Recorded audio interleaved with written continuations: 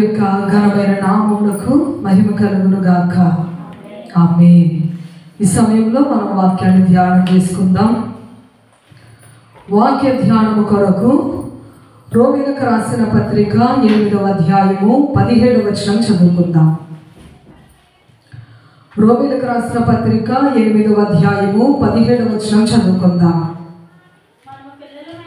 మనము పిల్లలమైతే వారసులము, అనగా దేవుని వారసులము, క్రీస్తుతో కూడా మహిమ పొందుటకు ఆయనతో శ్రమ పడిన ఎడల క్రీస్తు తోడి వారసులము. చాలా ఇప్పుడు మనం చదువుకున్నటువంటి వాక్య భాగంలో రాయబడినటువంటి మాట, మనము పిల్లలమైతే వారసులం, అనగా దేవుని వారసులం, క్రీస్తుతో కూడా మహిమ పొందుటకు ఆయనతో శ్రమ పడిన ఎడల క్రీస్తు తోడి వారసులం. ఈ వచనంలో వారసులం వారసులం వారసులము అని రాయబడింది.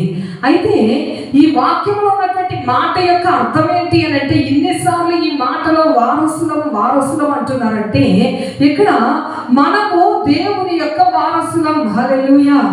ఇప్పుడు చూడండి, మనం దేవుని యొక్క సన్నిధిలో ఉన్నాం, దేవుని యొక్క రక్తముతో కడగబడినటువంటి సంఘముగా మనం ఉన్నాం. ఇక్కడ రాయబడి ఉంది, దేవుని యొక్క వారసులము, క్రీస్తుతో కూడా మహిమ పొందుటకు ఆయనతో శ్రమ పడిన ఎడల క్రీస్తుతోడి వారసులము అని రాయబడి ఉంది.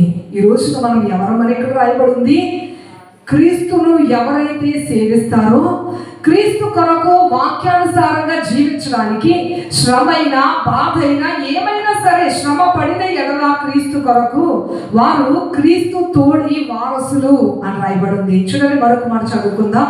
గలతీయులకు రాసిన పత్రిక 3వ అధ్యాయము 29వ వచనం చదువుకుందాం. గలతీయులకు రాసిన పత్రిక 3వ అధ్యాయము 29వ వచనంలో, మీరు క్రీస్తు సంబంధులైతే ఆ పక్షమందు అబ్రహాము యొక్క సంతానమయ్యుండి వాగ్దాన ప్రకారము వారసులై ఉన్నారు. చాలా ఇందాక మనం చదివినటువంటి వాక్య భాగంలో క్రీస్తుతో పాటు ఎవరుంటారో, క్రీస్తు కొరకు ఎవరైతే శ్రమలు అనుభవిస్తారో, నిజమైనటువంటి క్రైస్తవులుగా ఎవరైతే ఉంటారో వారు క్రీస్తు తోడి వారసులు, అనగా దేవుని యొక్క వారసులు అని రాయబడింది. ఎక్కడ రాయబడింది, మీరు క్రీస్తు సంబంధులైతే, అనగా క్రీస్తు యొక్క వారసులైతే, దేవుని యొక్క వారసులైతే మీరు అబ్రహాము సంతానముగా కూడా ఉంటారు అని రాయబడి ఉంది. హల్లెలూయా. ఎవరైతే క్రీస్తు సంబంధులుగా, ఎవరైతే దేవుని యొక్క వారసులుగా ఉంటారో వారే అబ్రహాము యొక్క చూడండి సంతానముగా కూడా, అబ్రహాము యొక్క వారసులుగా కూడా ఉంటారని వాక్యంలో రాయబడి ఉంది. హల్లెలూయా. చూడండి, చనిపోయిన తర్వాత పరిశుద్ధంగా జీవించినటువంటి పేదవాడైనటువంటి లాజరు ఎక్కడ ఉన్నాడమ్మా? అబ్రహాము రొమ్మున ఆనుకొని ఉన్నాడు. అతను అబ్రహాము యొక్క సంతానం. అయితే ఈ యొక్క ధనవంతుడు నిత్య చూడండి పాతాళంలో ఉన్నాడు, బాధను అనుభవిస్తున్నాడు. అయితే ఇక్కడ రాయబడినటువంటి మాట ఏంటంటే, ఎవరైతే దేవుని యొక్క వారసులు అవుతారో, క్రీస్తు వారసులు అవుతారో వారు అబ్రహాము యొక్క వారసులు కూడా. క్రీస్తుకు వారసులు కాకుండా అబ్రహాము వారసులం ఏమంటే సరిపోదు. ఈ మాట ఎందుకు రాయబడి ఉండొచ్చు అంటే, ఒకనొక టైంలో పరిసయ్యులు వీరితో యోహాను మాట్లాడతాడు. ఏమనంటే, మత్తయి సువార్త 3వ అధ్యాయము 8వ వచనంలో రాయబడిన మాట, అబ్రహాము మాకు తండ్రి అని మీలో మీరు చెప్పుకొన తలంచవద్దు, దేవుడు ఈ రాళ్ళ వలన అబ్రహామునకు పిల్లలను పుట్టింపగలడని మీతో చెప్పుచున్నాను అని రాయబడింది.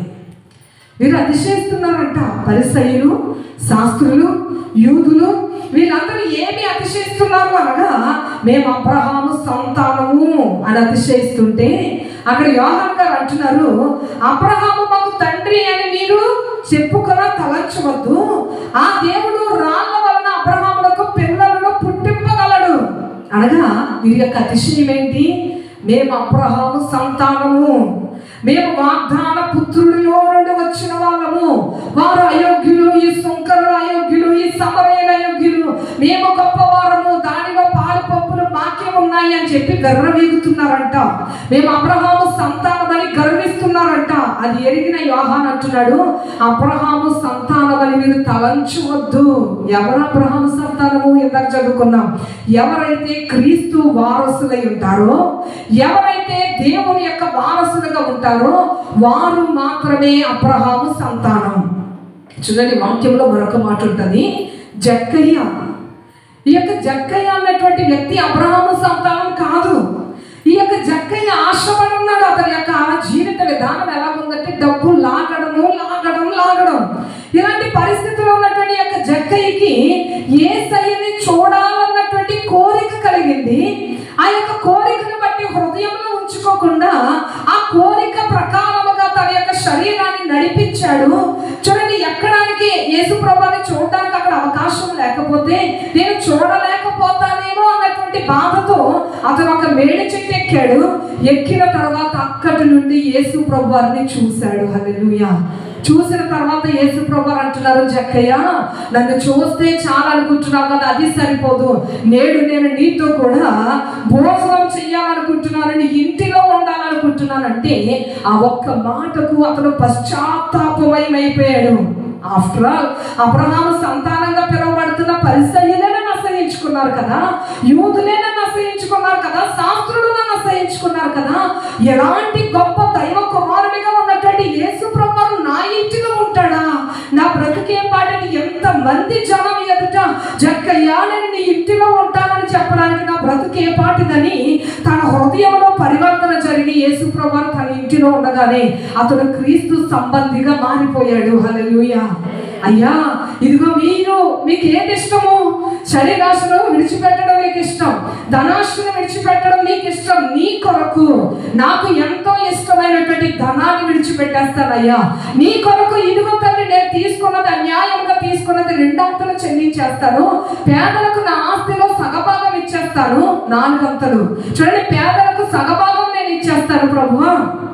దేవా, నేను పాపినని తనను తాను గ్రహించుకొనగా పరిశుద్ధమైనటువంటి దైవ కుమారుడైన యేసుప్రభు అంటున్నారు, జక్కయ్య నీ ఇంటికి రక్షణ వచ్చి ఉన్నది. హల్లెలూయా. నీవు కూడా అబ్రహాము సంతానమే. ఎలాగయ్యాడమ్మా అబ్రహాము సంతానము? ఎవరైతే క్రీస్తు సంబంధిగా ఉంటారో వాళ్ళు దేవుని యొక్క వారసులు, వాళ్ళే అబ్రహాము యొక్క సంతానం. ఈరోజు పరిసయ్యులు, శాస్త్రులు వీళ్ళందరూ యూదులు అనుకుంటున్నారు అబ్రహాము మా తండ్రి అనుకుంటున్నారు. కానీ నిజమైనటువంటి అబ్రహాము యొక్క సంతానము వారు కాదు. కానీ ఎవరైతే యేసు ప్రభువారి యందు ఉంటారో, ఎవరైతే క్రీస్తునందు ఉంటారో వాళ్ళందరూ కూడా దేవుని యొక్క వారసులు. చూడండి, ఈ రోజు మనం చూస్తున్నటువంటి మాట ఏంటి అనగా మనము దేవుని యొక్క వారసులం. మనం ఎవరమమ్మా? దేవుని యొక్క బిడ్డలం. ఆయన మనకేంటి? తండ్రి. మనం ఏమని ప్రార్థన చేస్తాము? నిజంగా ఆరాధన చేసినప్పుడు మనం ఎక్కువ అంటాం, దేవా, రాజా, యజమానుడా, ప్రభువా అని పిలవడానికి కూడా నాకు అర్హత లేదయ్యా, కానీ మీరు తండ్రి అని పిలవమన్నావు ప్రభువా. తండ్రి అని పిలవడానికి మా బ్రతుకులు సరిపోతాయా? అలాంటి మన జీవితానికి దేవుడిచ్చినటువంటి కృప, నేను మీకు తండ్రిని, మీరు నాకు వారసులు అంటున్నారు. హల్లెలూయా. వారసుడు అనగా క్రీస్తు యొక్క వారసుడు అనగా క్రీస్తు స్వరూపంలోనికి మార్చబడిన వ్యక్తి క్రీస్తు యొక్క వారసుడు. అయితే ఈ రోజున మన జీవితంలో మనం చూసినట్లయితే మన తండ్రి ఎవరు? యేసే, ఆ క్రీస్తే మన తండ్రి. ఆ దైవమే మన తండ్రి ఉన్నాడు కనుక ఆ తండ్రి ఏమంటున్నాడంటే మీరు నా సొత్తు, నా స్వరూపం అంటున్నాడు. మనల్ని ఏ రూపంలో చేసుకున్నాడు ఆయన?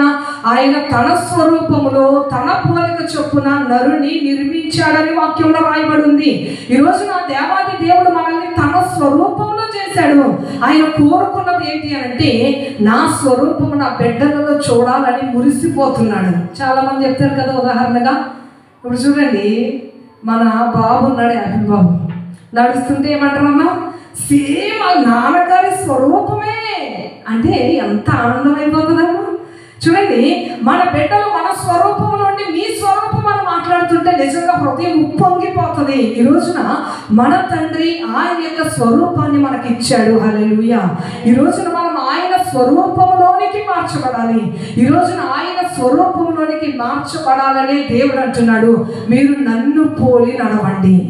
ఈ రోజున దేవుడు మన మధ్యలోనికి ఎందుకు వచ్చారు దైవ కుమారుడిగా అంటే మన పాపములను రక్షించుట కొరకు. సరే, అది మాత్రమే కాకుండా మనకి మాదిరిని ఏర్పరిచి వెళ్ళాడు. హల్లెలూయా. అప్పటి వరకు అనుకున్నట్టారు మనం మనుషులం కదా, ఈ లోకమంతా పాపముతో నిండిపోయింది కదా, ఈ లోకమంతా కూడా భయంకరమైనటువంటి వ్యసనాలతో నిండిపోయింది కదా.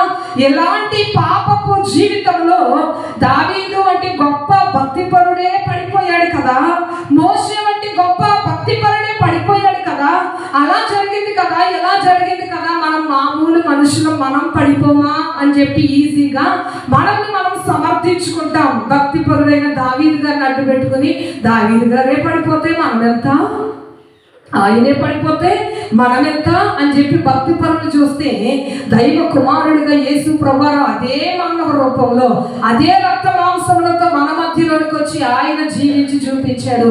ఈ లోకంలో ఉన్నా సరే నిందారహితముగా బ్రతకగలరు. ఇదిగో నేను నడుస్తున్నాను కదా, నన్ను పోలి మీరు నడవండి.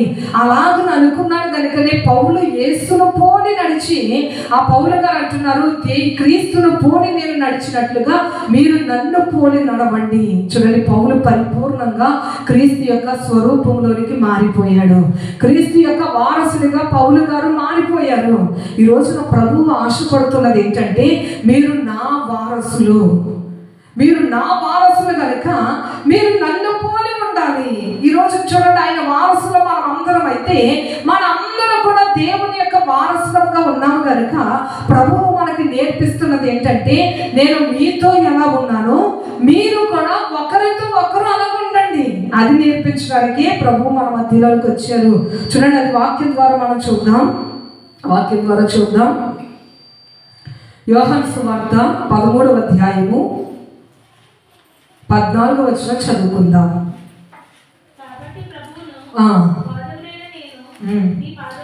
మీ పాదములు కడిగిన ఎడల మీరును ఒకరి పాదములు ఒకరు కడుక్కోవాలి. ఇప్పుడు ఒకరికొకరు చేసుకోవాలని మాదిరిగా ఆయన చేశారు. ఈ రోజున ఆయన సంతానమైన మనకు నేర్పించడానికి, ఇదిగో నేను మిమ్మల్ని ఎలాగున కనికరం చూపానో. ఒక మాట ఉంటుంది, లోక సువార్త 6వ అధ్యాయము 36వ వచనంలో రాయబడిన మాట, మీ తండ్రి కనికరము గలవాడై ఉన్నట్టు మీరును కనికరము గలవారై ఉండండి. మీ తండ్రి ఏమై ఉన్నాడో కూడా మీరు కూడా అలాగే ఉండాలి. ఎందుకంటే మీరు నా సొత్తు, నా స్వరూపము కనుక నా స్వరూపములోనే మీరు ఉండాలి. నేను మీ కాళ్ళు కడుగుతున్నాను కనుక మీరును కూడా ఒకరికొకరు నన్ను చూసి మీరు నేర్చుకోండి అని చెప్పి మాదిరిని మనకి ఉంచిపోయారు. హల్లెలూయా. ఈరోజు మన జీవితంలో మనం క్రీస్తు యొక్క వారసులమై ఉన్నాము కనుక ప్రభువు యొక్క ఆశ ఏంటి అని అంటే, మనకి ఆయన ఎందుకు నేర్పించారనగా ఒకరి పట్ల ఒకరు ఎలా ఉండాలో తెలియపరచడానికి ఆయన మనకి మాదిరిగా ఉన్నారు. ఆయన వారి ఎదుట, శిష్యుల ఎదుట ఎలాగున్నారో శిష్యులతో చెప్తున్నారు, నేను మీతో ఎలాగున్నానో మీరు కూడా ఒకరితో ఒకరు ఉండాలి, అందుకే నేను ఈ మాదిరి చూపిస్తున్నాను అంటున్నారు. ఈరోజు మన యొక్క వాక్య భాగం ఏంటి అనగా, ఈ రోజున యేసు ప్రభువారి యొక్క వారసులముగా, దేవుని యొక్క వారసులముగా ఆయన మనకు ఏం నేర్పించారు, ఒకరికొకరు చేసుకోవాలని ప్రభువు ఏమి మనకు ఆదర్శముగా మనకు మార్గమును సిద్ధపరిచి వెళ్ళారు. ఆ యొక్క 3 మాటలు మనం మాట్లాడుకుని ఈ వాక్యాన్ని మనం ముగించుకుందాం. దేవుని సంతానమైన మనము ఒకరి ఎడల ఒకరు ఎలా ఉండాలని ప్రభు ఉద్దేశం. అసలు ఒకరి ఎడల ఒకరు ఎలా ఉండాలని ప్రభు కోరుకుంటున్నాడు. ఆయన ఏ ఉద్దేశము, ఆయన స్వరూపంలో ఉన్నవారు ఆయన వారసులు కదా, ఆయన వారసులకు ఆయన ఏం నేర్పించాడు, ఒకరి పట్ల ఒకరు ఎలా ఉండాలి, దేవుడు ఏం నేర్పించాలనుకుంటున్నాడు ఈరోజు మనతో. ఈ రోజున 3 మాటలు ప్రభు మనతో మాట్లాడడానికి ఒక సాధనముగా దేవుడు నన్ను ఇక్కడ నిలబెట్టాడు. హల్లెలూయా. ఈ రోజున వాక్యం సిద్ధపరుస్తున్నాడు. ప్రభు నాతో మాట్లాడాడు, నాతో మాట్లాడిన ఆ మాటలు మీకు తెలియపరచడానికి ఈ సమయంలో పరిశుద్ధాత్మ దేవుడు నాకు సహాయం చేస్తున్నారు. హల్లెలూయా. ఈ సమయంలో చూద్దాం, దేవుని సంతానమైన మనము ఒకరి ఎడల ఒకరు ఎలా ఉండాలని ప్రభు చెప్తాం. ఏమని ప్రభు నేర్పించారనగా, మొట్టమొదటిగా చూద్దాం, యోహాను రాసిన మొదటి పత్రిక 4వ అధ్యాయము 7వ వచనం చదువుకుందాం. యోహాను రాసిన మొదటి పత్రిక 4వ అధ్యాయము 7వ వచనం. ప్రియులారా, మనము ఒకరినొకడు ప్రేమింతుము, ఏలయనగా ప్రేమ దేవుని మూలముగా కలుగుచున్నది. చాలా ఈ రోజున ఒకరికొకరు ఎలా ఉండాలి, ఈ రోజున ప్రభు మనతో మాట్లాడుతున్నారు.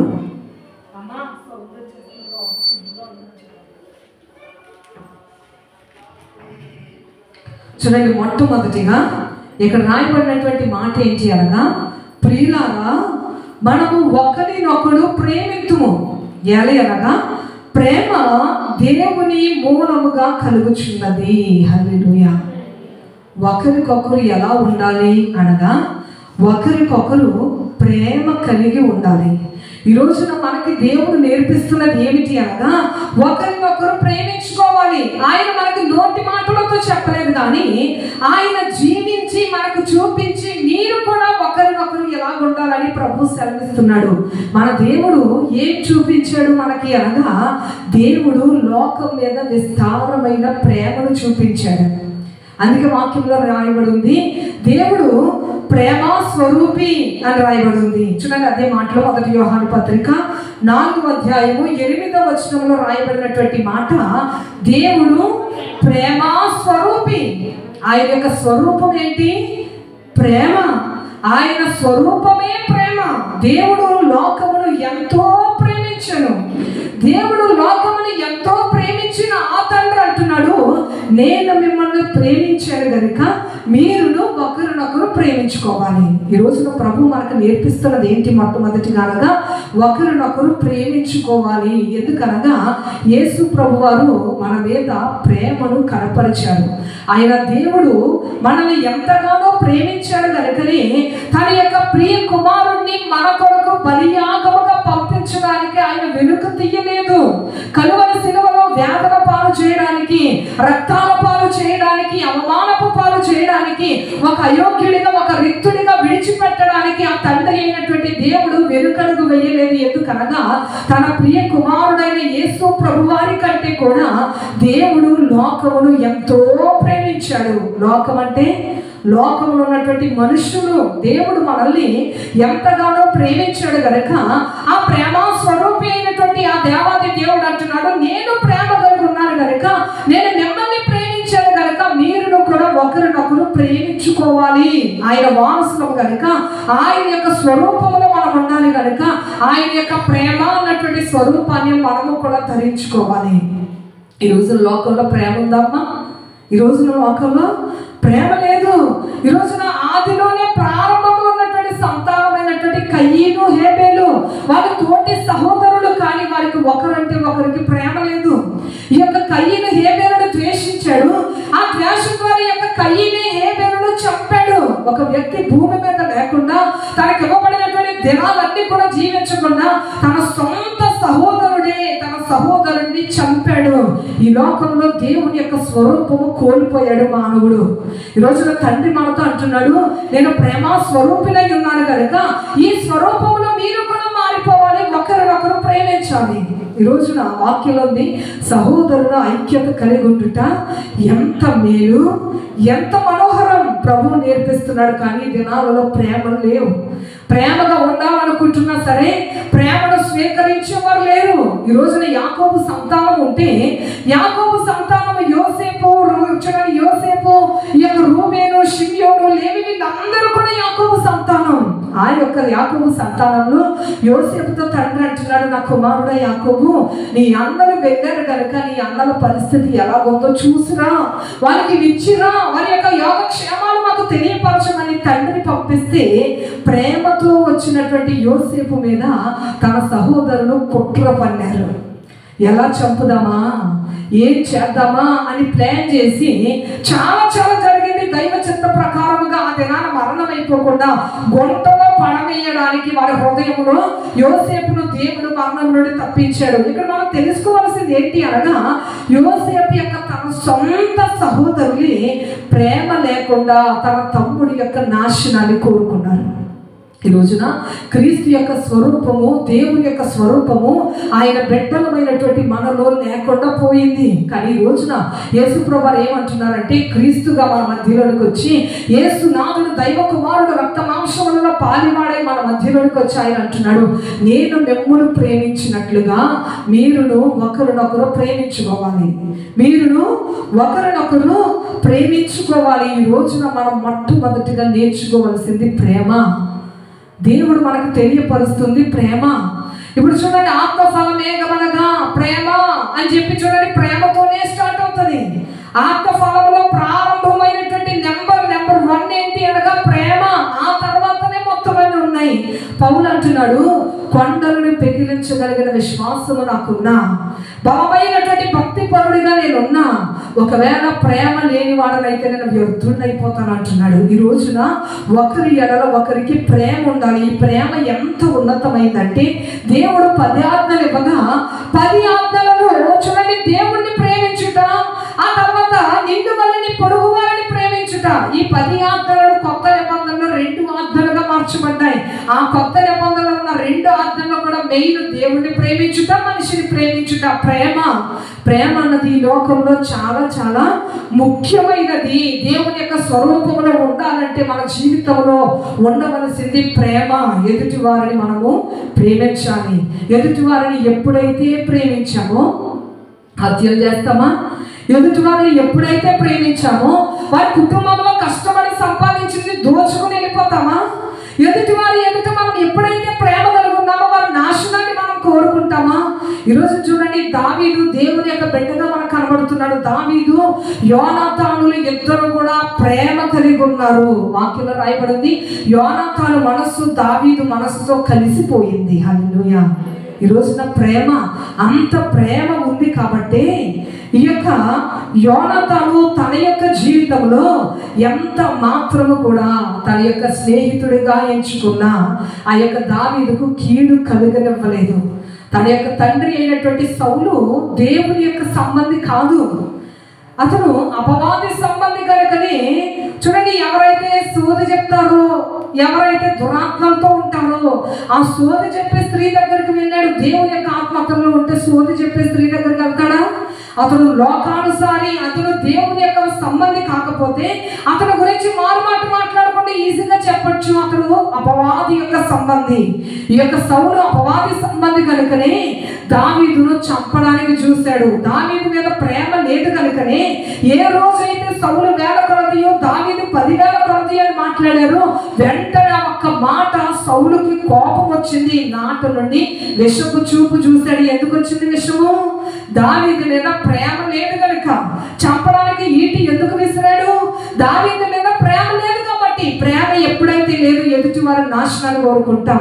ప్రేమ ఎప్పుడైతే లేదో ఎదుటి వారి యొక్క నష్టాన్ని కోరుకుంటాం. కాబట్టి ప్రేమ లేని వాడిగా సౌలు ఉన్నాడు కనుకనే చూడండి, దావీదును చంపడానికి చూశాడు. కానీ దావీదు జీవితంలో ఎలాగున్నాడంటే, సౌలును చంపే పరిస్థితి వచ్చినా సరే సౌలుని చంపకుండా అక్కడ చాలా ఉన్నతమైనటువంటి మాటలు, దేవుని యొక్క సంతానం ఎలా మాట్లాడాలో అలాంటి మాటలు దావీదు మాట్లాడాడు.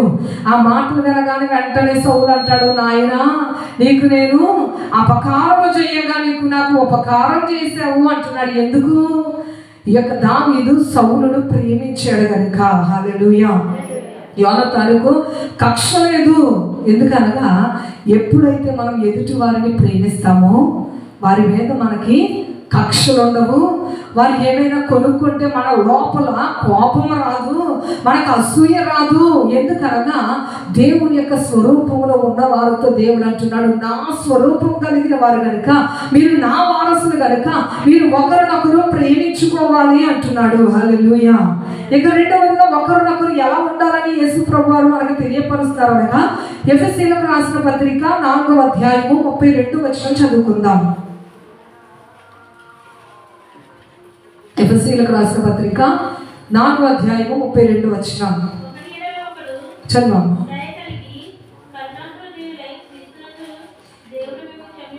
క్రీస్తునందు దేవుడు మిమ్మల్ని క్షమించిన ప్రకారము మీరును ఒకరినొకరు క్షమించుడి. మొట్టమొదటిగా ఏం చేస్తామమ్మా? ఒకరినొకరు ప్రేమించుకొనుడి. రెండవదిగా ఒకరినొకరు క్షమించుకోండి. ఈ రోజున దేవుడు కోరుకుంటున్నది ఏంటంటే క్షమాగుణం. యేసు ప్రభువారు మనకు నేర్పించినదే ఆయన జీవితం ద్వారా, మనకి నోటి మాట ద్వారా కాదు కానీ ఆయన జీవితం ద్వారా, ఆయన జీవితంలో ఆయన యొక్క విధానము ద్వారా మనకు నేర్పించాడు క్షమాపణ. ఆయన అంటున్నారు, నేను క్షమించాను కనుక మీరు కూడా క్షమించాలి. ఆ కలువరి శిలువలో అనేక మందిని స్వస్థపరిచి, అనేక మందికి ఆహారం పెట్టి, అనేక మందిని ఉన్నతమైనటువంటి ప్రేమతో చూసినటువంటి ఆ యొక్క యేసునాథుని మీద అక్కడ ఉన్న వారు రాళ్ళు రువ్వారు. యేసును సిలువ వేయండి, బర్నబాను విడిచిపెట్టండి అని కేకలు వేశారు.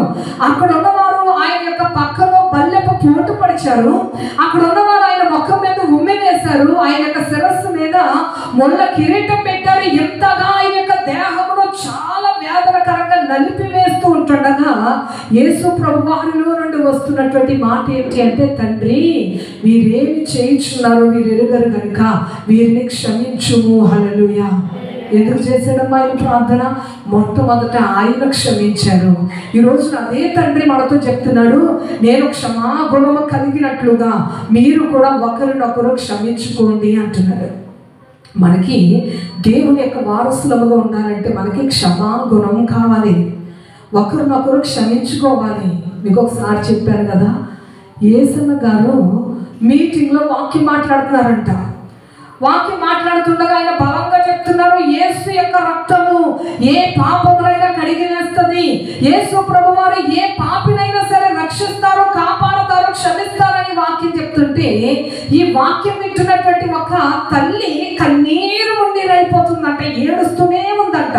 ప్రార్థన అంతా అయిపోయిన తర్వాత లాస్ట్ లో యేసన్న గారి దగ్గరకు వచ్చిందంట తల్లి, అయ్యా యేసు ప్రభువారు పాపుల్ని క్షమిస్తాడంటున్నారు కదా, రాక్షసుల్ని క్షమిస్తాడా అని అడిగితే యేసన్న గారికి అర్థం కాలేదమ్మా. రాక్షసుల్ని క్షమించడం ఏంటంటే ఆమె అంటుంది, అయ్యా మనిషినని చెప్పుకోవడానికి నాకు అర్హత లేదు. అనేక మంది పిల్లల్ని కానుపు పీటల మీద డబ్బు కొరకు చంపేసినటువంటి ఒక రాక్షసునయ్యా నేను. రీసెంట్ గా ప్రస్తుత కాలంలో ఒక 50 రూపాయలు ఇస్తే ఒక తల్లి కడుపులో నుండి వచ్చిన చంటి బిడ్డను నులిమి కాలంలో పడేసినటువంటి ఒక రాక్షసునయ్యా. ఎలాంటి రాక్షసుల్ని యేసు ప్రభువారు క్షమిస్తారా అంటే యేసన్న గారు అన్నారంట, అమ్మ ఎంత ఘోర పాపినైనా నా యేసు తండ్రి క్షమిస్తాడు అనగానే ఆమె జీవితంలో మార్పు కలిగింది, బాప్తిస్మం పొందింది, నూతనమైనటువంటి జీవితాన్ని ఆమె ప్రారంభించింది. హల్లెలూయా. మన దేవుని యొక్క స్వభావం ఏంటి అనగా ఆయన క్షమాగుణం. ఈ రోజున మనతో చెప్తున్నారు, నేను మిమ్మల్ని క్షమించిన రీతిగా మీరు ఒకరినొకరు క్షమించుకోండి అంటున్నారు. యోబు తన స్నేహితుల్ని క్షమించాడు. యోబు తన స్నేహితుల్ని క్షమించాడు. స్నేహితులు అంటున్నారు, ఆదరించడానికి వచ్చారు దగ్గరికి. బూడిదలో కూర్చున్నటువంటి చిన్న పెంకులతో శరీరాన్ని గీక్కుంటున్నటువంటి యోబును చూసి ఏంటి ఎంతగా మారిపోయింది తన జీవితం అని మాట్లాడడానికి కూడా మాటలు రాక 7 దినాలు ఉపవాసం ఉన్నారని వాక్యంలో రాయబడి ఉంది. స్నేహితులు ఆదరించడానికి వచ్చినటువంటి స్నేహితులు యోబును అంటున్నారు, యోబు ఏదో పాపం చేసి ఉంటావు, ఏదో దోషం చేసి ఉంటావు, మాకు తెలియదు, కానీ దేవుడి చేతుల్లో నువ్వు తప్పించుకోలేవు కాబట్టి దేవుడు నిన్ను ఎంత గట్టి దెబ్బ కొట్టాడని రకరకాలుగా మాట్లాడుతుంటే యోబు హృదయం నలిగిపోతుంది, వేదన పడుతుంది, చాలా దుఃఖపడ్డాడు, చాలా ఏడ్చాడు. కానీ తను పూర్వ స్థితి దేవుడు మరలా ఇచ్చిన తర్వాత అక్కడ రాయబడినటువంటి మాట ఏంటంటే, యోబు తన స్నేహితుల కొరకు ప్రార్థన చేశాడు. యోబు తన స్నేహితుల యొక్క క్షేమం కొరకు ప్రార్థన చేశాడు. ఆయన క్షమించాడు. ఇంకా పరిశుద్ధ గ్రంథంలో చూసినట్లయితే ఈ యోసేపు తన జీవితంలో మనం చూసినట్లయితే ఈ యొక్క యోసేపు ఏం చేశారనగా తన అన్నలందరూ కూడా గొంతులో పడవేశారు. తన అన్నలందరూ కూడా ఇతని యొక్క నష్టానికి కారకులయ్యారు. తండ్రి ప్రేమకు దూరం చేశారు, తల్లి ప్రేమకు దూరం చేశారు. ఎంతో నలిగిపోయాడు. ఆయన చెరసాలలో వేయబడ్డాడు అన్నలు చేసిన తప్పిదాన్ని బట్టి. ఆయన జీవితంలో బానిసగా అమ్మివేయబడ్డాడు అన్నలు చేసినటువంటి తప్పిదాన్ని బట్టి. కానీ ఒకానొక సమయంలో అన్నలు యోసేపు దగ్గర వంగిపోవలసినటువంటి పరిస్థితి వచ్చింది దేవుని యొక్క చిత్త ప్రకారముగా. అలాంటి సమయంలో అన్నలు భయపడిపోతున్నారు, మన పని అయిపోయింది, యోసేపు దగ్గర మన పని అయిపోయింది, మనం చేసినటువంటి తప్పిదానికి ఖచ్చితంగా మనకి ఏదో చేస్తాడో మనల్ని అనగా చూడండి అక్కడ రాయబడినటువంటి మాట మనం చదువుకుందాం. ఆదికాండము 50వ అధ్యాయము 21వ వచనం చదువుకుందాం. భయపడకుడి, నేను మిమ్మును మీ పిల్లలను పోషించదనని చెప్పాను అని రాయబడింది. చూడండి, కీడు చేసినటువంటి ఈ యొక్క యోసేపు యొక్క సహోదరులతో ఆయన ఏమంటున్నాడంటే, మీరు చేసినటువంటి తప్పిదానికి లోకస్తులైతే కక్ష కలిగి ఉంటారు, లోకస్తులైతే ఏం చెయ్యాలో అది చేస్తారు. వారికి ఇప్పుడు నాకున్నటువంటి యొక్క పరిస్థితిని బట్టి, నాకున్నటువంటి యొక్క పదవిని బట్టి ఏం చేయాలంటే అది చేస్తారు. కానీ అన్నదారా, నేను అలా చేయను, మీరు భయపడకండి. మీరు ఎలా చేశారని భయపడుతున్నారా? మీరు నాకు కీడు చెయ్యాలని ఉద్దేశించారు, కానీ అది దేవుడు నాకు మేలు కొరకే మార్చేశాడు. నాకు కలిగిన యొక్క మేలు ద్వారా అనేక మంది ఆకలి తీర్చడానికి మీరు చేసినటువంటి ఆ కీడు మేలుగానే మారిపోయింది. మీరేం భయపడకండి, నేను మిమ్మల్ని శిక్షించను, మీకు ఇబ్బంది పెట్టను. ఇంకా నేను ఏం చేస్తానంటే, నేను మిమ్మును మీ పిల్లల్ని పోషిస్తానంటున్నాడు. హల్లెలూయా. ఎందుకనగా యోసేపు దేవుని యొక్క స్వరూపంలో ఉన్నటువంటి వ్యక్తి. ఈ యొక్క యోసేపు క్షమాగుణం కలిగినటువంటి వ్యక్తి. యేసే అంటున్నారు, క్షమాగుణం నాది, ఒకరినొకరు క్షమించుకునే మనస్సు కలిగి ఉండాలని యేసు ప్రభువు చెప్తుంటుండగా, యోసేపు జీవితంలో చూస్తున్న మనము యోసేపు కూడా తన అన్నల్ని క్షమించాడు. చూడండి, దావీదు సౌలుని క్షమించాడు. స్టెఫను కూడా ఆయనను రాళ్ళతో కొట్టి చంపుతున్న వారిని స్టెఫను కూడా క్షమించాడు. ఆయన అంటున్నాడు, తండ్రి వీరు ఏం చేస్తున్నారు, వీరికి తెలియదు, వీరిని క్షమించండి ప్రభువా అని క్షమాపణ కొరకు చనిపోయే టైంలో కూడా ప్రార్థన చేస్తున్నారు. హల్లెలూయా. ఈ రోజున ప్రభువు మనకు నేర్పిస్తున్నది ఏంటి అనగా, మొట్టమొదటిగా ఒకరినొకరు ప్రేమించుకోవాలి. రెండవదిగా ఒకరినొకరు క్షమించుకోవాలి. చూడండి, మూడవదిగా చూద్దాం. చూడండి, మూడవదిగా తెస్సలోనికైలకు రాసిన మొదటి పత్రిక 4వ అధ్యాయము 18వ వచనం చదువుకుందాం.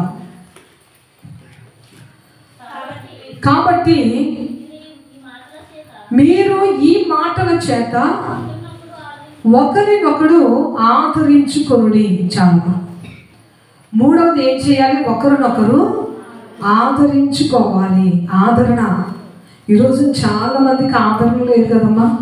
చాలామంది ఏమంటారంటే, చెప్పుకోవడానికి చాలామంది ఉన్నారండి, కానీ వచ్చి ఆదరించే వాళ్ళు ఒక్కరు కూడా లేరండి అంటాం. కానీ మనతో ప్రభు అంటున్నారు, మీరు నా యొక్క సంబంధులు, మీరు నా వారసులు కనుక నన్ను పోలి మీరు ఉండాలి. నేను చూడండి, ఆ యేసునాథుడు కూడా ఆదరణకర్త, ఆయన ఆదరించే దేవుడు. ఒకనొక టైంలో లాజరు చనిపోయాడు. తన సహోదరి అయినటువంటి మార్తా మరియా ఏడుస్తున్నారు. ఏడుస్తున్నటువంటి ఆ యొక్క సమయంలో యేసు ప్రభువారు వారి కుటుంబం దగ్గరికి వెళ్ళారు. కుటుంబం దగ్గరికి వెళ్తున్నప్పుడు మరియ ఏడవడము, మార్త ఏడవడము, అక్కడ ఉన్న వారందరూ కూడా ఏడవడం చూసి యేసు ప్రభువారు కూడా ఏడ్చినట్టుగా వాక్యంలో రాయబడి ఉంది. ఏడ్చే వారితో మనం ఏం చేయాలమ్మా? ఏడవాలి. వారి యొక్క బాధలో ఉన్నారంటే వారి బాధలో మనము పాలుపంపులు పొందుకోవాలి. అదే యేసు ప్రభువారు సజీవంగా ఉండగా మనకు నేర్పించారు. ఆయనకు తెలుసు, యేసు ప్రభువారికి లాజరు బయటకు రమ్మని నా నోటి నుండి ఒక మాట విడుదల అవ్వగానే ఆ యొక్క లాజరు సమాధిలో నుండి బయటకు వస్తాడని యేసు ప్రభువారికి తెలుసు. అయినప్పటికీ కూడా మార్త మరియా ఏడవడం చూసి ఈయన ఉండలేకపోయాడు. ఆయన హృదయం అంతా కూడా కనికరంగా మారిపోయింది. ఆయన హృదయం అంతా కూడా వేదన అయిపోయి వారి యొక్క కన్నీళ్లు చూడలేక ఈయన కూడా హృదయంలో మూలిగి ఆయన ఏడ్చాడని వాక్యంలో రాయబడి ఉంది. ఆయన ఎలాంటి వారు అనగా, కష్టంలో ఉన్న వారిని ఆదరించే దేవుడు. ఈరోజు మనతో చెప్తున్నాడు, మీరు కూడా ఒకరినొకరు ఆదరించుకోవాలి. చూడండి, యేసు ప్రభువారు ఎప్పుడైతే మరణమైపోయారో, యేసు ప్రభువారే ఆధారమని ఆయన మీదే ఆశ పెట్టుకుని, మా తిండికి ఆధారం యేసు ప్రభువారే, మా జీవనానికి ఆధారం యేసు ప్రభువారే అని చెప్పి వాళ్ళని విడిచి, వాళ్ళకు ఉన్నటువంటి వ్యాపారాన్ని విడిచిపెట్టి యేసు యేసు యేసు అని తిరిగారు దేవుని యొక్క శిష్యులు. ఆ యేసునాథుని యొక్క శిష్యులు యేసు మీదే ఆధారం పెట్టుకోనగా 33.5 సంవత్సరాలకి యేసు ప్రభువారు మంచి యవ్వనంలోనే కలువరి శిలువలో మరణం అయిపోగా వారు ఆదరణ లేకుండా పోయారు. ఆదరణ లేక కొట్టబడినట్టుగా యేసున్నాడని ధైర్యంగా ఉన్నాం కదా. ఎవరి మీద వచ్చినా మా యేసున్నాడని ఆశకు కలిగి ఆయన మనకు ఆధారం అనుకున్నాం కదా. ఎవరినైతే ఆధారం చేసుకున్నామో ఆయనే ఈరోజు సిలువలో మరణం భారమైపోగా ఈ సమయంలో మనల్ని ఆదరించడానికి ఎవ్వరు లేరు, మనల్ని బలపరచడానికి ఎవ్వరు లేరు, మనల్ని ధైర్యపరచడానికి ఎవ్వరు లేరు. మనల్ని మనమే పోషించుకోవాలి, మనల్ని మనమే ధైర్యపరచుకోవాలి, మనల్ని మనమే నిలబెట్టుకోవాలని చెప్పి మీరు అనుకున్నారు. ఫస్ట్ పేతురు అంటున్నాడు, నేను చేపలు పట్టడానికి వెళ్ళిపోతున్నానని చెప్పి వలలు విడిచిపెట్టిన పేతురు మళ్ళా వల పెట్టుకుని దోడు పట్టుకుని వెళ్ళిపోతున్నాడు. ఎప్పుడైతే పేతురు వెళ్ళిపోయాడో మిగిలిన శిష్యులందరూ కూడా పాత వ్యాపారంలోనికి వెళ్ళిపోగా చూడండి, ఆదరణకర్తగా ఉన్నటువంటి ఆ తండ్రి విడిచిపెట్టలేదు. వారు విశ్వాసంలో బలహీనులైపోయారు. ఎంతవరకు వెలిగిపోయాం, ఎంతవరకు గనులుగా ఉన్నాం. తిండికి లోటు లేదు. ఆహారం కావాలంటే అందరూ కష్టపడాలి, మనకు ఆహారం కావాలంటే యేసు యొక్క మాట సరిపోయేది. ఎంతమంది తిన్నా అనేకమైన గంపలు రొట్టెలు ఎత్తిన పరిస్థితి మనది. ఈ రోజు మనకి ఏం లేదు, మన కష్టం మనమే చేసుకోవాలి. యేసు మనతో ఉంటే చాలా అనుకుని అన్ని విడిచిపెట్టాం. ఎలా జరిగింది ఏంటని వారి యొక్క ధైర్యం చెడిపోయింది, వారి యొక్క ఆదరణ లేనటువంటి పరిస్థితిలో ఉండిపోగా యేసు ప్రభువారు అంటున్నారు, చూడండి, ఆదరణకర్త మీ మీదకి వస్తాడని చెప్పారు. ఎప్పుడైతే పరిశుద్ధాత్మ మీ మీదకి వస్తుందో మీరు బలం పొందుకుంటారు. ఈ రోజున మీరు బలం లేకుండా అయిపోయారు కదా, ఈ రోజున మీరు ధైర్యం లేకుండా అయిపోయారు కదా. కానీ మీరు 40 దినాలు చూడండి, మేడగదులు ఒక స్థలంలో మీరు కనిపెట్టండి. దేవుని యొక్క శక్తి పొందిన తర్వాత మీరు పరిచర్య చేయండి అనగా దేవుడిచ్చినటువంటి ఆ యొక్క మాటను బట్టి మేడగదిలోకి వెళ్ళిపోయి ప్రార్థన చేస్తూ చేస్తూ ఉండగా బలమైనటువంటి ఆదరణకర్త మేడగదిలో ఒంటరిగా ఉన్న ధైర్యము చెడిపోయినటువంటి కన్నీటి అనుభవంలో ఉన్నటువంటి ఆ శిష్యులను అక్కడ ఉన్న వారందరినీ కూడా ఆ యొక్క ఆదరణకర్త అభిషేకిస్తూ ఉంటుండగా వారి హృదయంలో పోయిన ధైర్యం వాళ్ళకు మరలా వచ్చింది. హల్లెలూయా. ముందున్నటువంటి ధైర్యము కంటే డబల్ అని కాదు, కానీ అనేకమైనటువంటి రెట్లైనటువంటి బలము వారు పొందుకున్నారు. ఒకనొక రోజున భయపడిపోయి జడిసిపోయి వెనుకకు వెళ్ళిపోయిన వారు రొమ్ము విరుచుకొని యేసే సజీవమైనటువంటి దేవుడని ధైర్యముగా చెప్పారంటే ఆ యొక్క పరిశుద్ధాత్మ దేవుడిచ్చిన ఆదరణ. హల్లెలూయా. ఈ రోజున చూడండి, ఒకరినొకరు ఆదరించుకోవాలి. ఎందుకంటే నేను మిమ్మల్ని ఆదరించినట్లుగా మీరును ఒకరినొకరు ఆదరించుకోవాలంటున్నారు. ఈ రోజున దేవుని యొక్క వారసులుగా ఉన్నాము కనుక ఆయన యొక్క స్వరూపంలో ఆయన యొక్క పరిస్థితిలో మన జీవితాలు కూడా ఉండాలి కనుక మనము కూడా ఒకరినొకరు ఆదరించే వారిగా ఉండాలి. చూడండి, ఎలిజబెత్ అమ్మ వృద్ధాప్యంలో దేవుని యొక్క దయ ద్వారా వాగ్దానం ద్వారా గర్భవతి అయింది. గర్భవతి పని చేసుకోగలుగుతుందమ్మా, ఆమె కష్టం. అలాంటి పరిస్థితిలో యేసు ప్రభువారికి జన్మనిచ్చిన యోగ్యురాలైన గనురాలైనటువంటి తల్లి అయిన మరియ ఏం చేశారు? ఎలిజబెత్ అమ్మ దగ్గరికి వెళ్ళి, అమ్మ నేను నీకు సహాయం చేస్తానమ్మా. అది దేవుని యొక్క బిడ్డల యొక్క ఆదరణకరమైన పరిస్థితి, ఆదరణకరమైనటువంటి విధానం. చూడండి, ఆమె శ్రమలో వృద్ధాప్యంలో ఉన్నటువంటి ఆ యొక్క దైవజనరాలు ఆమెకు సహాయం చేయడానికి మరియ వెళ్ళి ఎలిజబెత్ అమ్మని ఆదరించింది, ఆదుకున్నది. ఇంకా చూడండి, దావీదు మెఫీబోషెతును ఆదుకున్నాడు. మెఫీబోషెతు తండ్రి లేడు, కుటుంబం అంతా మరణమైపోయింది, ఆయనకు ఆరోగ్యం కూడా లేదు. ఆ యొక్క దాది యుద్ధం జరుగుతుందని చెప్పి ఆ యొక్క దాది ఏం చేసింది అనగా ఆ యొక్క మెఫీబోషెతును ఎత్తుకొని తీసుకుని వెళ్ళిపోతుండగా పుట్టినప్పుడు కాళ్ళు కలిగి ఉన్నాడు, కానీ యొక్క ప్రయాణంలో పరిగెత్తినవగా బండకు తగిన అతని 2 కాళ్ళు కూడా చచ్చిపడిపోయినాయి. అతని కాళ్ళు పని చేయకుండా మెఫీబోషెతు కుంటివాడైపోయాడు. అలాంటి కుంటితనంలో ఉన్నటువంటి మెఫీబోషెతుని కుటుంబ సభ్యులు ఎవ్వరూ లేనటువంటి మెఫీబోషెతుని ఈ యొక్క దావీదు ఏం చేశాడు? ఆదుకున్నాడు, ఆదరించాడు. మెఫీబోషెతు మీ తండ్రి చూడని మీ యొక్క తాత వీళ్ళందరూ కూడా నాకు కీడు చేసినా సరే, ఈ యొక్క సౌలు నన్ను చంపడానికి తరిమినా నేను నిన్ను కీడు చేస్తానని అనుకోవద్దు. నీ శ్రమలో నిన్ను ఆదరించాలని పిలిచాను. నా బిడ్డలతో పాటుగా నా భోజనపు వాళ్ళ దగ్గర నీకు కూడా ఆహారం ఉంటుందని ఉన్నతమైన ఆదరణ, కుమారుడి హోదా ఈ యొక్క దావీదు మెఫీబోషెతుకు ఇచ్చాడు. అది దేవుని యొక్క బిడ్డల యొక్క స్వభావం. ఈ రోజున మోషే మామ ఏం చేశాడు? మోషే మామ మోషేను కూడా ప్రాణాన్ని గుప్పెట్లో పెట్టుకుని వెళ్ళిపోతున్నట్టు మోషే వెళ్ళిపోతే తన మామ అయినటువంటి ఇత్రో తన ఇంటిలో పెట్టుకొని మోషేను ఆదరించాడు. ఈ రోజున మన జీవితంలో మనకి కావాల్సింది ఆదరణకరమైన వాక్కులు. ఎదుటి వారి దగ్గర ఎవరైనా శ్రమలో ఉన్నారా? చూడండి, సంతోషంలో ఉన్నవారి ఇంటికి వెళ్ళినా వెళ్ళకపోయినా దుఃఖంలో ఉన్నవారి ఇంటికి మాత్రం మాత్రం వెళ్ళాలి. ఎందుకంటే మన తండ్రి మనకి అదే నేర్పించాడు, ఒకరినొకరు ఆదరించుకోవాలి. కష్టంలో ఉన్నారా? నిజంగా మిమ్మల్ని దుఃఖపెట్టిన వారే అయి ఉండొచ్చు, నిజంగా మన యొక్క నష్టము కోరుకున్న వారే అయి ఉండొచ్చు. కానీ వారు శ్రమలో ఉంటే మనల్ని దుఃఖపెట్టిన వారిని, మనల్ని వేదన పరిచిన వారిని కూడా ఆదరించడానికి ఎప్పుడూ కూడా మనము ముందుగానే ఉండాలి. ఈ రోజున ప్రభువు మనకు నేర్పిస్తున్నాడు, మీరు నా వారసులు, నేను మీ ఎదుట ఎలా ఉన్నానో మీరు కూడా ఒకరి ఎడలో ఒకరు అలాగ ఉండాలంటున్నాడు. చూడండి, ఒకరి ఎడలో ఒకరు ఎలా ఉండాలని ప్రభువు నేర్పించారు అనగా, మొట్టమొదటిగా చెప్పనమ్మా మీరు ఒకరినొకరు ప్రేమించుకోవాలి, రెండవదిగా ఒకరినొకరు క్షమించుకోవాలి, మూడవదిగా ఒకరినొకరు ఆదరించుకోవాలి. హల్లెలూయా. ఎవరైతే ఇలాగ ఉంటారో వారు అబ్రహాము సంతానము తప్ప, మేము అబ్రహాము సంతానము, మాకున్నది ఘనత, మాకున్నది గొప్పతనం ఇది ఎవ్వరికి లేదని చెప్పి యూదులలాగా పరిసయ్యులలాగా కాదు, కానీ వారికి లేనటువంటి భాగ్యము ఎవరైతే ఒకరినొకరు ప్రేమించుకుంటారో, ఎవరైతే ఒకరినొకరు క్షమించుకుంటారో, ఎవరైతే ఒకరినొకరు ఆదరించుకుంటారో వారు దేవుని యొక్క వారసులు. హల్లెలూయా. ఈ రోజున ప్రభువు మనతో నేర్పిస్తున్నాడు, మీరు నా వారసులుగా ఉండాలంటే మనిషికి వారసులం కాదమ్మా, మనం ఎవరికి వారసులము? దేవునికి వారసులం. ఇప్పుడు చూడండి, మన వారసులు మన పిల్లలు ఉన్నారనుకోండి, వండిన దాటిన కడుపు మార్చుకుని నా పిల్లలకు పెడతాను లేదా?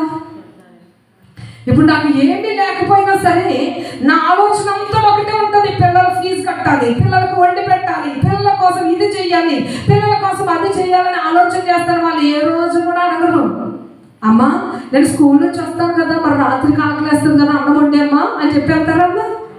వాళ్ళు వెళ్ళిపోతారు. కానీ వచ్చేసరికి నా పిల్లలు ఆకలితో వస్తారు కదా, వచ్చేసరికి నేను పెట్టాలి. ఎందుకంటే వాళ్ళు నా వారసులు, నా బిడ్డలు వాళ్ళు. ఈరోజు నీ పిల్లల కొరకు నీకు అలాగే ఉంటుంది, అమ్మా నాకు పెళ్లి వయసు వచ్చింది కదా, కట్నం కోసం డబ్బులు దాస్తున్నావా అని అడిగారమ్మా ఏ పిల్లలైనా? ఏమీ అడగకుండానే ఇంకా పిల్లలు పుట్టక మునిపి పిల్లల కోసము ఫిక్స్డ్ డిపాజిట్లు చేస్తారు. ఎందుకు? నా పిల్లలు. ఈరోజు దేవుడు అంటున్నాడు, మీరు నా వారసులు. ఆయన వారసులమై ఉన్నటువంటి మనము భిక్షమెత్తుతామా? ఆయన వారసులైనటువంటి మనము చెయ్యి జాపి ఇవ్వమని అడుక్కుంటామా? దేవాది దేవుడు ఇవ్వాలంటే ఎలాగైనా మనకిస్తారు. హల్లెలూయా. ఎందుకనంటే మనము ఆయన దాసులము కాదు, మనము ఆయన వారసులం. హల్లెలూయా. ఈరోజు మన ఇంట్లో వచ్చి మంచం మీద కూర్చోవాలంటే భయపడతారు, ఎందుకంటే బయట నుంచి వచ్చిన వారు.